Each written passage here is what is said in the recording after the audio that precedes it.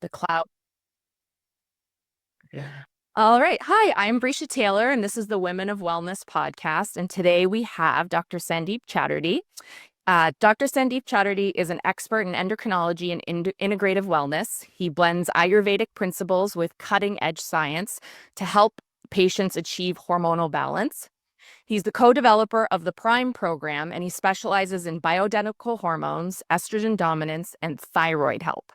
With an MD from USC and triple board certification in pediatrics, internal medicine, and endocrinology, Dr. Chatterjee takes a holistic approach to optimizing health through diet, lifestyle, and stress management. So welcome, Dr. Chatterjee. Thanks so much for being here. Thanks for having me. Really excited about. Oh, I'm so excited. I've been looking forward to this for a while now. So I met Dr. Chatterjee January 2023. I came to him through a referral from a friend, Devra, actually, who I interviewed last time. And I was struggling with weight gain and early perimenopause. And obviously, weight management and body contouring and wellness is my business, and it has been for a long time. And I really struggled with it. And been seeing a naturopath who was great for a long time, but there was just some marks that she was missing. Since seeing Dr. Chatterjee, I'm now down almost 17 pounds, and it came down slowly, and it was all done through balancing my hormones and just listening and slow tweaks and changes. So, what I really want to get out there, Dr. Chatterjee, is first, let's talk about the thyroid. Okay. So, it's very, very important. I feel like it manages everything. I deal with hypothyroidism. There's also something called Hashimoto's. So, why is Hashimoto's, let's say, more common in women than in men? Well, that's actually an excellent point. Hashimoto's is when your immune system is attacking your thyroid, and it's the most common cause of people having low thyroid, right? And so, if you look at people who have Hashimoto's, they've inherited some gene from their parent, and then that gene has to get activated. And the reason why there's more women than men, in fact, is like for every 9 women that have Hashimoto's, there's only one man that has it, right? It's Mm. very that much more prevalent. And it's because like when a woman gets pregnant, her immune system is actually suppressed. So she doesn't attack the baby because the baby is like officially a foreign body to the mom. So you want to hold on to the baby. But then once you deliver, once you have your baby, then the immune system gets super ramped up. So you can give your immune system to your baby through your breast milk, right? And so it's that ramp up phase after delivery that triggers a lot of these genes that then will have women have more autoimmune conditions in general than men. So basically, it's because men don't get pregnant. Okay, okay. That's why it is definitely more prevalent in women. And then the other thing is that the signs can be subtle, right? They're not always so straightforward. Like if you go online and you look at like, well, what are some common symptoms of hypothyroidism, right? You'll see fatigue, tiredness, weight gain, brain fog, feeling cold, constipation, right?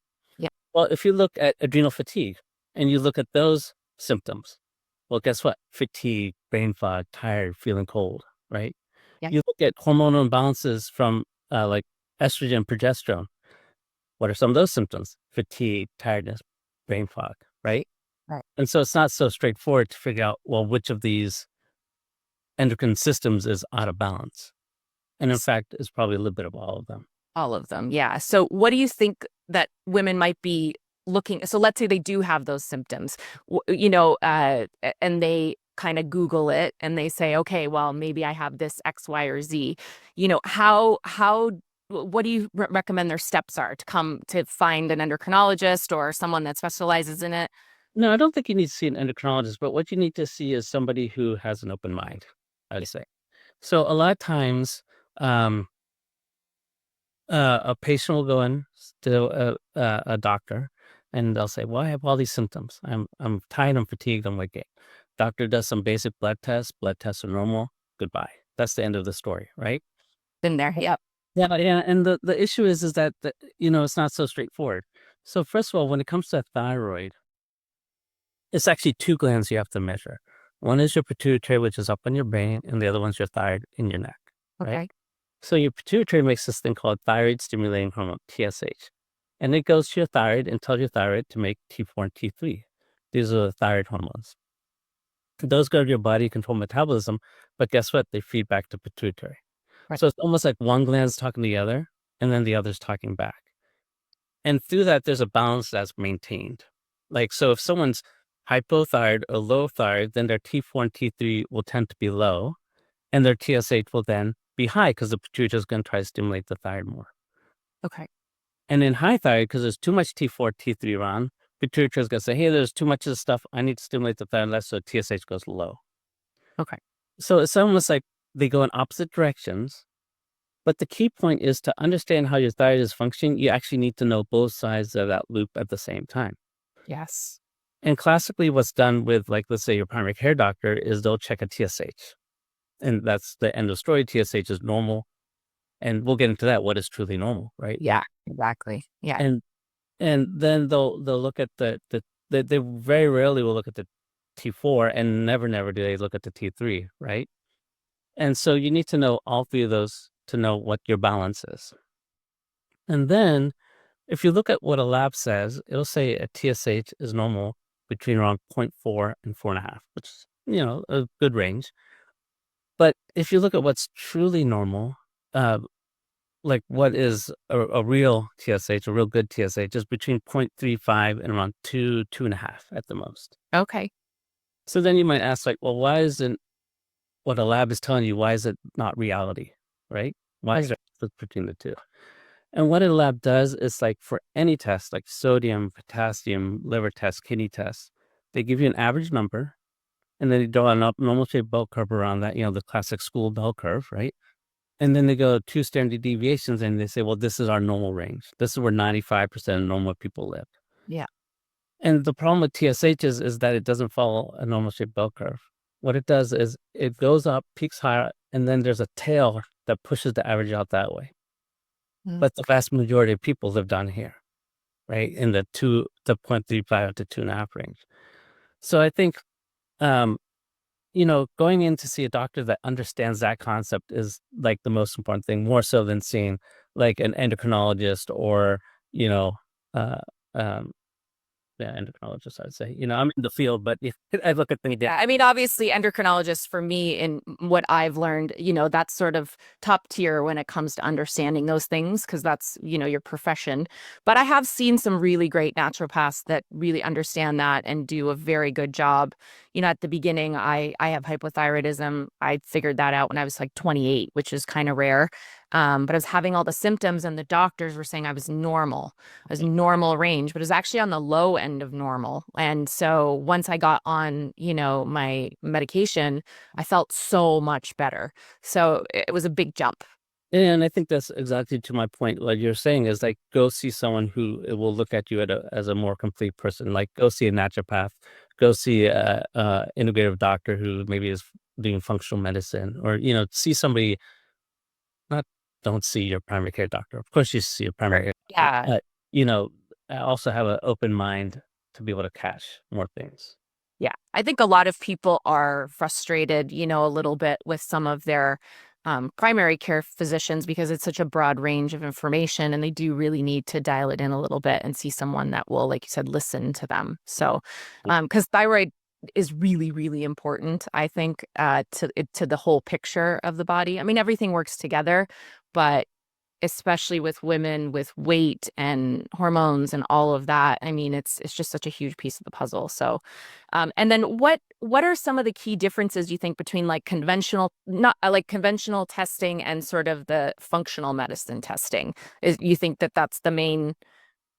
Yeah, I think the main thing is, make sure you get a complete panel, but then also a lot of times more integrative minded practitioners will also look at other things like Hashimoto's. They won't just stop at the TSH, V2, 4, T3. They'll also get antibodies against your thyroid, like the TPO antibodies or the thyroglobulin antibodies. It helps you, because you can have somebody who has symptoms with actually normal looking thyroid function tests, but they have sky high antibodies.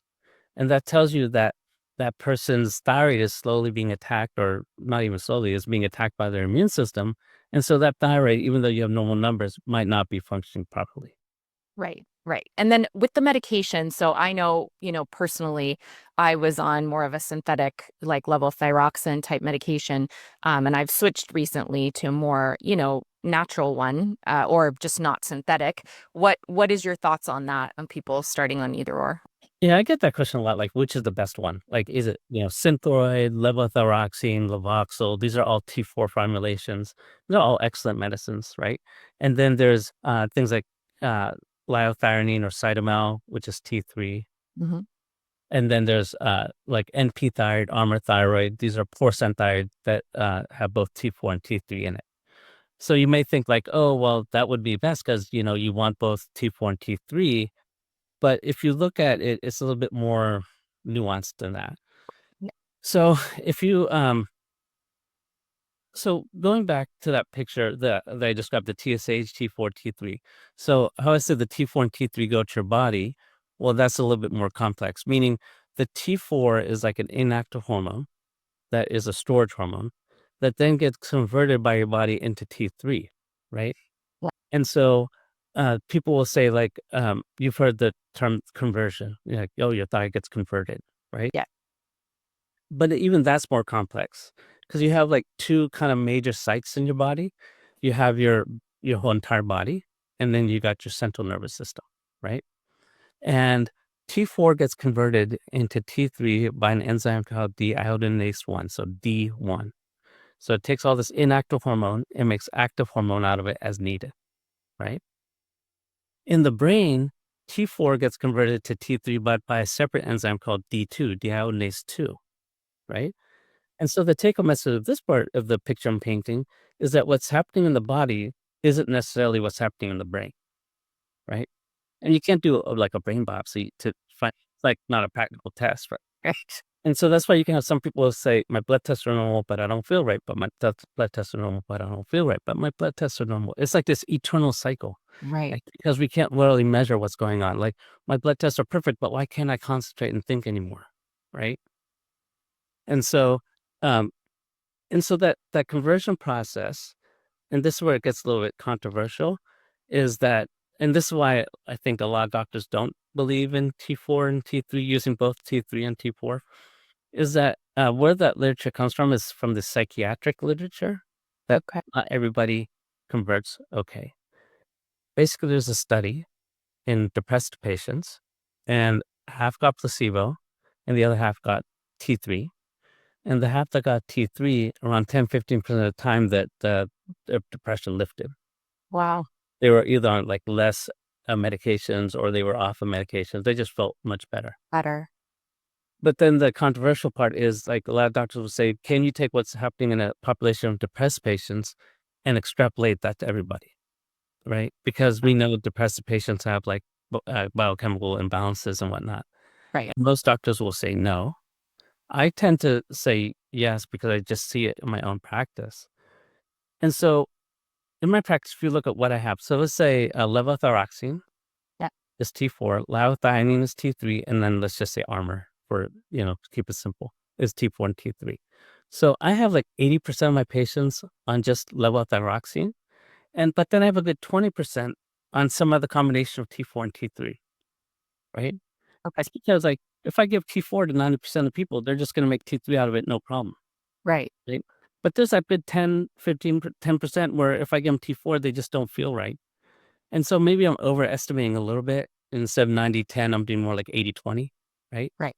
But it's still very, for those people, like, it's almost like they describe it like, oh, you opened up the blind and the sunshine came in, right? Oh, yeah. Type of- Yeah. Well, and again, it goes back to you listening to them and their symptoms, right? And how they feel, because like you said, you can't do a biopsy of the brain, but you can hear what they're saying, Yeah. right? And women especially are not listened to enough, and we're called crazy and all of those things. And so, it's so interesting to learn that, and just hammer the point home that, really need to find someone that's going to listen to you and your symptoms, because they matter. It's not just what's in the blood work. So, Yeah, definitely there's a definite double standard in medicine that we all know about. yeah. Yeah. I can openly speak to it, but yeah, it's hard because, listen, obviously I respect anyone who's gone to med school and done, that's a lot of work and study and all of that. But I think along the way you see so much that sometimes maybe the personal touch or empathy, like we were talking about, is missed. And it gets diluted, so to speak. So, Well, okay, so those medications, right? Just yes. to make it kind of clear, I do have some patients who are on Armor that I then switch to Synthroid or levothyroxine, and they feel better, right? It's because not everybody needs T3, and some people who are getting T3 might even get anxious and nervous and have this ramped up feeling. So it does go both ways, where some people need to be on a combination, but then some people on a combination need to just be on. Yeah, it's not one size Great. fits all, Yeah, right? great. You can do one or the other, and I think for me, I had come to you and I eventually wanted to get off of levothyroxine because I wanted to move towards something a little more natural and not so synthetic. And it worked very well for me. But I mean, maybe it wouldn't for someone else. And I was nervous about it being on the levothyroxine because I was okay. It wasn't like I had any crazy symptoms, just a personal choice of mine. So, that's good to know. You could do one or the other. It might not work for you. And you have to try something else. And I think that's another thing that's a good point to make to people is that, you know, you have to have patience with that as well. Thyroid takes time. So don't just go to someone. They could really have your best interest and they want to help you, but you have to also be patient because there needs to be every few months at the beginning, right? Taking blood tests to measure that. Yeah. Yeah. So yeah, to figure it out. Okay, so moving on from thyroid, this is a very important topic, I think, and it's the long-term impact of oral contraceptives, so OCPs, like birth control. So many women have taken the birth control pill for years, decades even. And how do OCPs affect women in the long term? Sure. That's like a very complex and Loaded question. well, We can break it down for yeah. sure, but But yeah, it's like okay, so if you look at birth control pills, what are they supposed to do? They're supposed to prevent you from getting pregnant. They're birth control, right? yeah, And how do they do that? Well, there's this hormone called ethinyl estradiol, which is the like main component in birth control pills. And ethinyl estradiol is a super potent estrogen that's like 600% more powerful than your regular estrogen that you would be making. And so then you're taking the super potent estrogen, so it shuts down your ovaries so you don't get pregnant, right? That's the whole theory behind birth control. Mm. But then you say, well, okay, let's say you take a woman who was, had bad periods when she was in her teens. Her parents took her to OB-GYN doctor. They put her on birth control. And then before you know it, she's on birth control from the age 17 until, 27 or 28. And then she decides to have a family and comes off birth control. So what would that decade of taking something super potent do to that woman, right? And sometimes it could be the a short period too. Like you'll have some women who took it were like, "Oh, I took it when I was 18 for 6 months. I didn't like how I felt, so I stopped it." that was Right. me. Yep. Yeah, so it goes both ways, but they both have long-term consequences, both those ways of using birth control. And what it is the body has to deal with this super potent estrogen using your liver, right? Yes. So your liver makes this thing called sex hormone binding globulin. SHBG is kind of like a protein that carries hormones around. So, like estrogen, progesterone, testosterone, they can't just freely float around in your body. They have to be carried to the organ that needs it and then delivered to that organ, right? And if you have an extra potent estrogen floating around, the liver says, oh, look at this strong estrogen. I better soak it up with like a big mop, right? So it makes extra sex hormone binding globulin. So let's say you take a woman that's never taken a single birth control pill in her life. Her SHBG is around 30, right? In a woman that's actively taking birth control pills, that number can be as high as 3 to 400. And so it's almost like this you have this big, massive mop soaking around, soaking up all the woman's hormones, like estrogen, progesterone, testosterone. And then here's the rub is that some women that were on it that then stop it, they don't necessarily go back down to 30. They can settle in right around 100, 150. In fact, if you look at labs now, they'll say a normal range is between 30 and like 110. But Yeah. that's not normal. It's because it's become normal because so many women have been put on birth control pills that level has now been elevated. The normal range has been going higher and higher. And just to, you know, sort of add a story to it to so people can understand, that was one of the main things that shifted when I came to you know, even after seeing so many other people that really were listening and did know what they were doing, but just for some reason I'd never heard that before. And I've been in wellness for 20 years and I've seen all the doctors and had all the blood work and had it all managed, I thought. And I had only taken the birth control. I was getting migraines with my periods when I was very young. I took it for 9 months when I was 17, and then I started to get really sick. So I went off of it thinking, oh, I've never really taken the birth control. I meet you, and you said, oh, you took the birth control pill. And I was like, what? How did you know that? You know, and my sex hormone binding globulin was like 180. And then, you know, we started working on it and it started to come down and I started to lose weight. You know, and now I think I'm probably about 75 or 80, something like that. And so I had no clue. And so, and how would I know? And I'm someone that's really well researched. So it's so, so important to learn about this. Yeah, yeah, definitely. And the thing is like, um, it's almost like one of these things that, like when I went to med school, what they learn about birth control pills. Like when a woman doesn't want to get pregnant, you put them on birth control.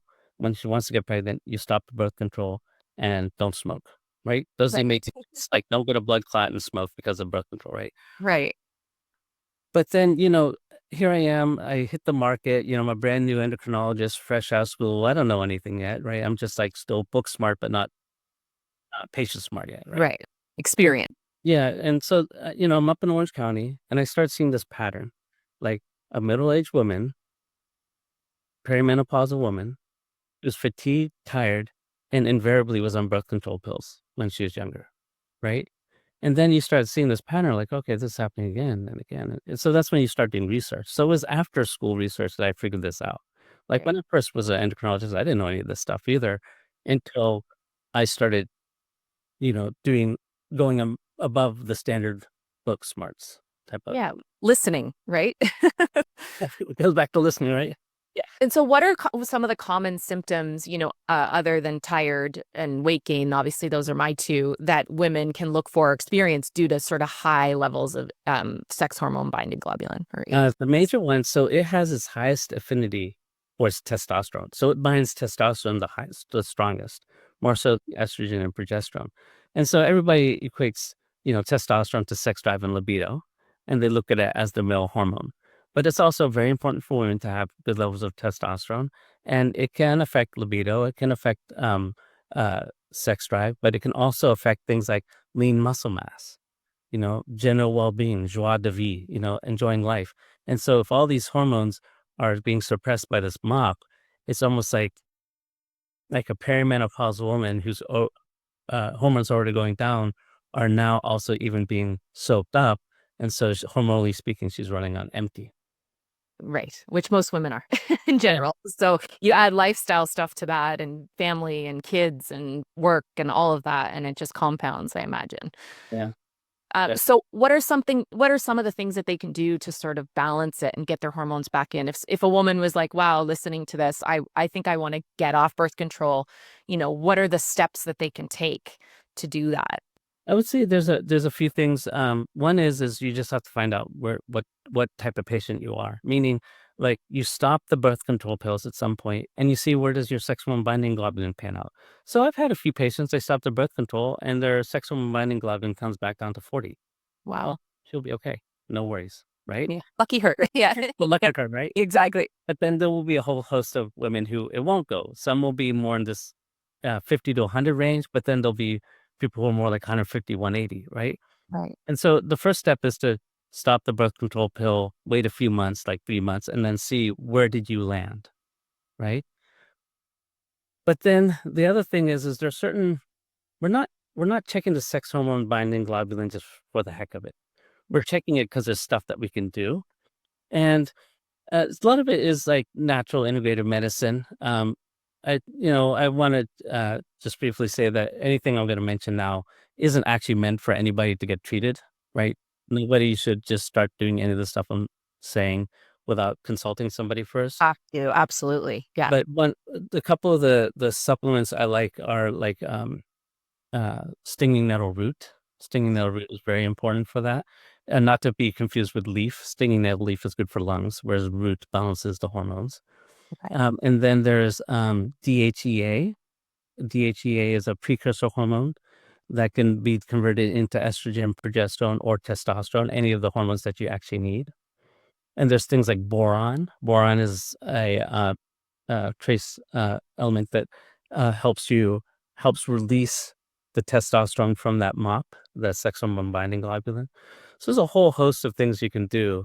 And a lot of times it's like finding the right dose for that person. Like you add a little bit of this, a little bit of that, you raise this. It's like fine tuning, I guess you can say. Yes. Yeah, no, absolutely. I mean, that's how I did it with you, but I've been seeing you for over a year every 3 to 4 months.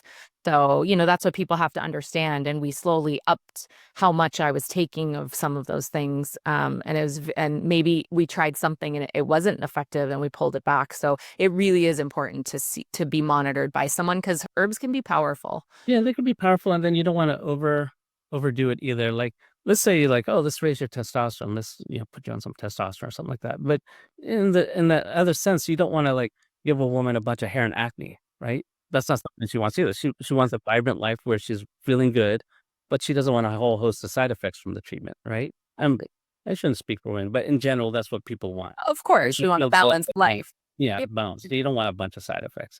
And so that's why it's so important to add these things in one at a time. So with endocrinology, um, it can be, I think, sometimes frustrating for patients because they just want to feel better, right? Yeah. But it's important to do one thing at a time because if you do too many things at once, then before you know it, you don't know what you've done. Yes. Yeah, no, I mean, introducing one thing at a time is what's helped me and just having patience. I know we're in a quick fix society and I see it all the time, obviously doing light therapy and body contouring and weight loss. And my clients are in a rush. And as soon as they sit down with me, I'm like, listen, if you think that, yeah, slow down first. And if you think this is going to happen overnight, you're in the wrong place. And even when you take, certain things like the new shots, the Ozempic or whatever, that's still, yeah, this still takes time. You still want to do things slowly and monitored. So I think that's really important. So one thing that I do want to touch on, I know it's not something we really discussed, but I know it's something that's been really important in my life is the estrogen dominance. And so I have PCOS with estrogen dominance. I honestly don't even remember how I figured it all out. I mean, PCOS, yes. But I was told many times, you have it, you don't have it, you have it, you don't have it. And so without getting, too deep into it, when do we know? Because I know someone can have estrogen dominance, but then they may not filter it properly, but they also may. So how do you figure all that out? Well, yeah, well, I would say it goes back to looking at menopause, right? Menopause,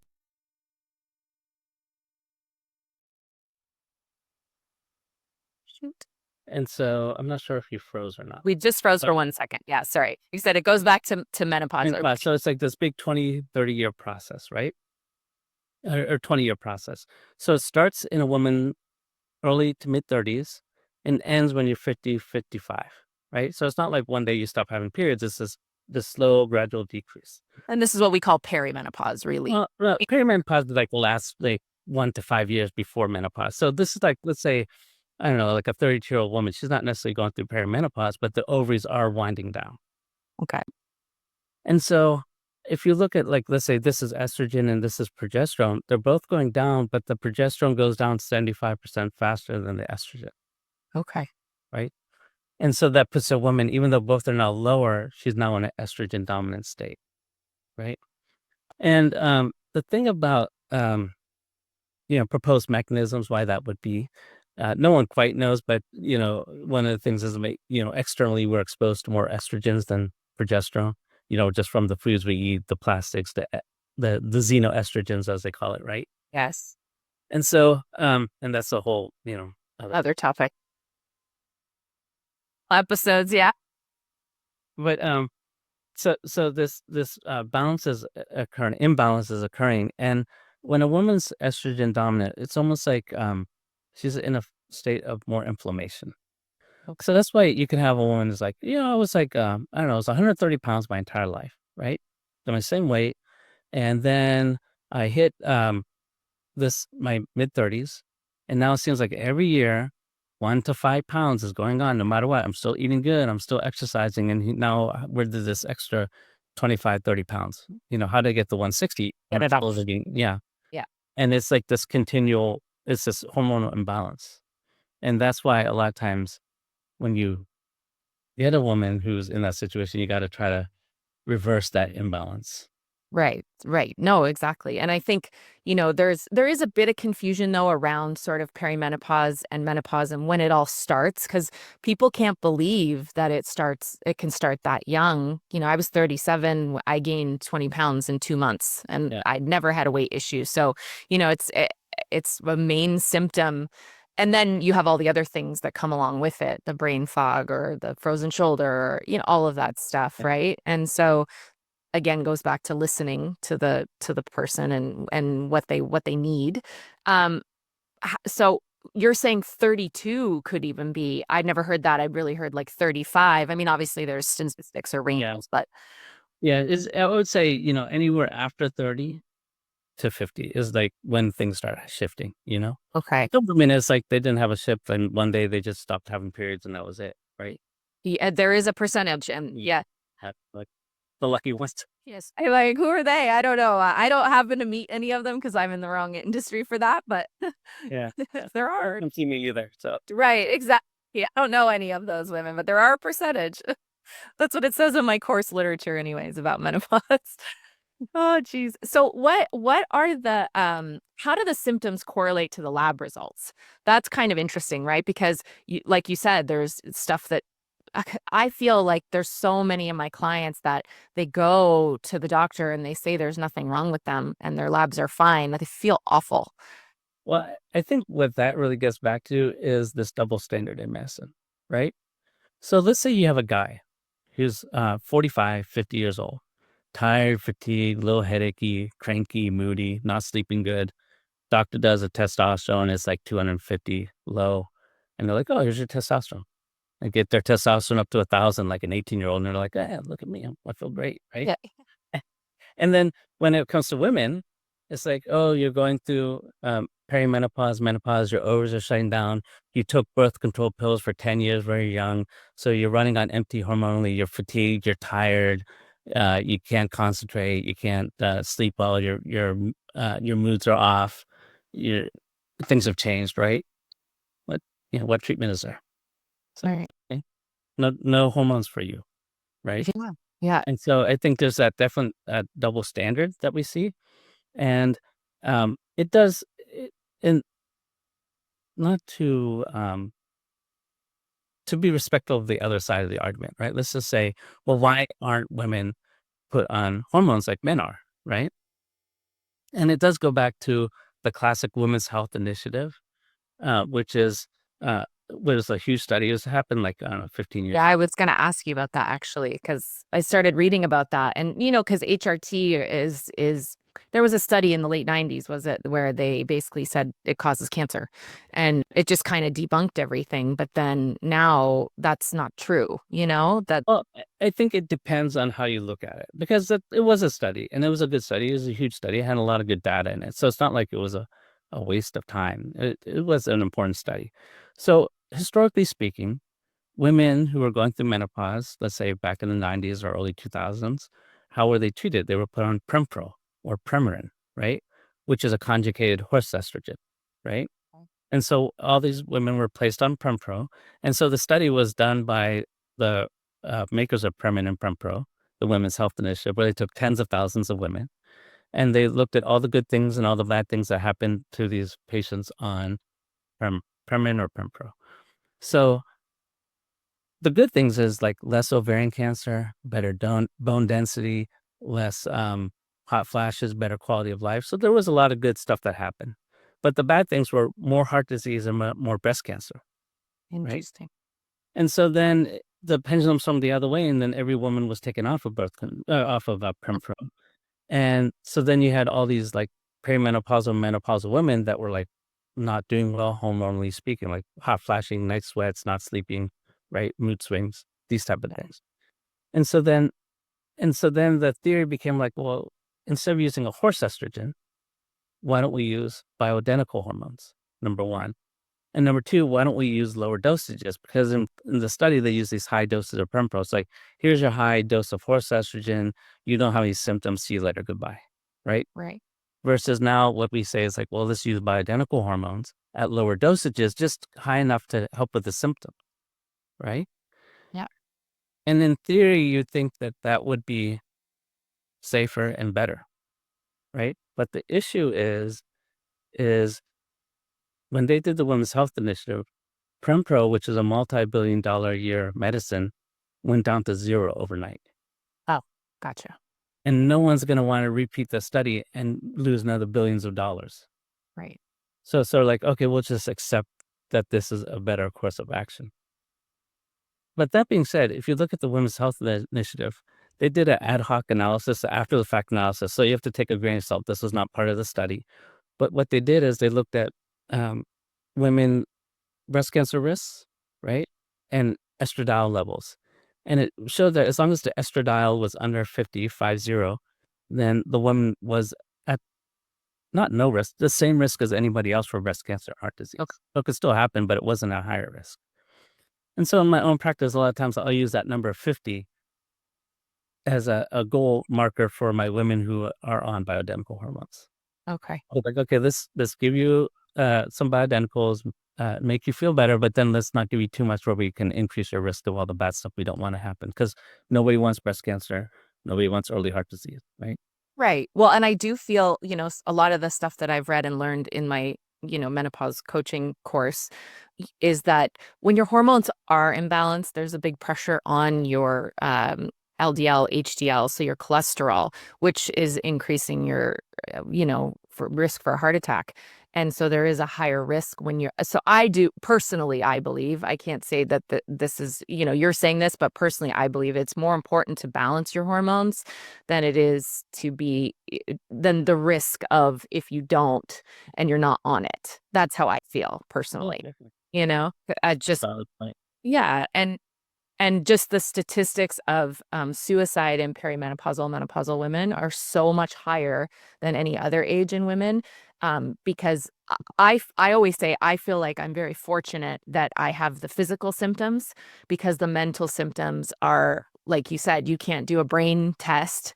And it's scary stuff what's happening out there. And so I love the new narrative that everyone is now involved in, and the celebrities that are getting involved to really get this out there, so that women know that they don't have to suffer, and there are options, and there is education out there for them. So I appreciate you talking about this, and really like shedding some light on it all, because it's a hard topic too, right? It's been a bit taboo or embarrassing. I'm sure you see that in some of your patients that come into. Yeah.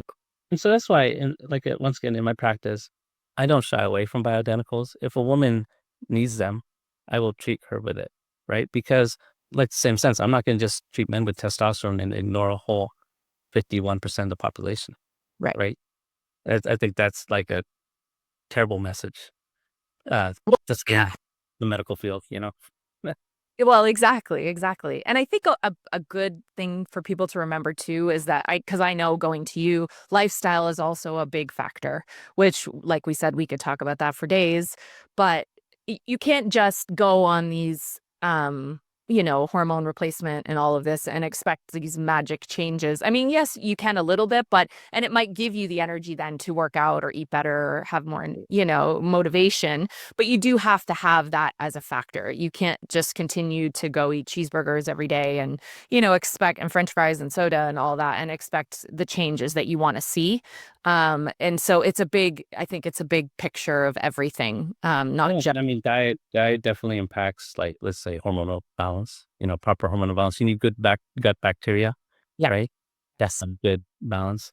And I think to your point, it's like um, every woman has to be treated like an individual, right? Or every patient needs to be treated like an individual. But you can't just, like, I don't know. I've seen it in both ways, and from the one, let's say, the more traditional way of looking at medicine, like, oh, your blood tests normal, and goodbye. But then I've also seen it where, like, people are overtreated, like they're put on way too much stuff, I had this one patient who saw some doctor in Belgium and was on high dose hydrocortisone, high dose, thyroid medication, high dose estrogen, like levels where she was getting estrogens in the 300 range, right? Yeah. And she was like, I don't know why I feel so crazy.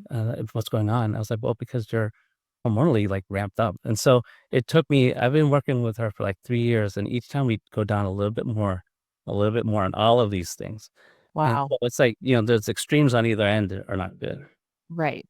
Right. Oh, wow. That's I guess it's all about balance, right? And just finding that balance. And I think too, we're constantly evolving, especially as women through perimenopause and menopause. So we constantly need to be checked and shifted. And, it's kind of like I look at it like I have my different, people on my team and going through perimenopause, menopause.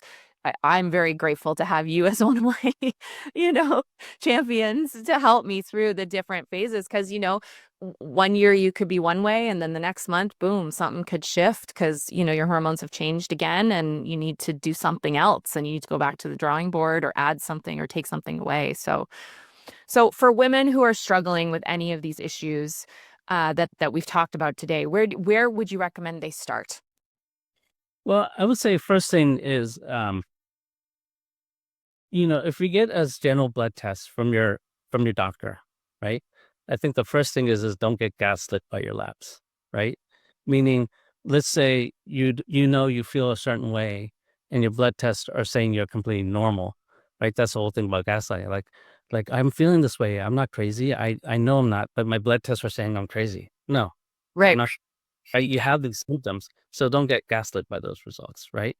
And then the next thing is to find a doctor who's going to take a more of an innovative approach, whether or not it's a naturopath, MD, osteopathic doctor, right? So and I used to use, not anymore, but there used to be this one website that was made by a company that used to make a porcine thyroid that's no longer on the market. It was Nature Thyroid.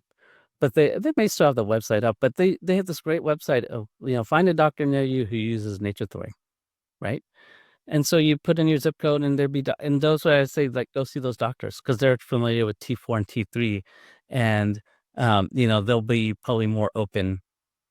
I may not know this Dr. Smith in Wyoming, right? But he's on the website and probably has some A comfort. little more trustworthy. Yes, exactly. Well, I won't take much more of your time. That was amazing. Such great information and so needed for women. But there is some information that they can find from you. You're at mywellspringshealth.com, and we do obviously we're in San Diego here, so if there is local people, and your wife, Dr. Laura Miramontes, she's very good at all of this as well as helping people, you said, with fertility issues, which is another huge topic. And that's where it all starts, really, right? That's the beginning of it. And then we're talking about sort of the perimenopause, menopause part of it, post all of that. And she's healsd.com and healsdmed on Instagram. So you said she has tons of information on there, which would be very helpful. So if anyone wants to, get in touch or just look at that, more than happy to, post those as well. And hopefully we'll be talking to you again. So thank you so much. I really appreciate it. All right, enjoy this. Yes, love and light.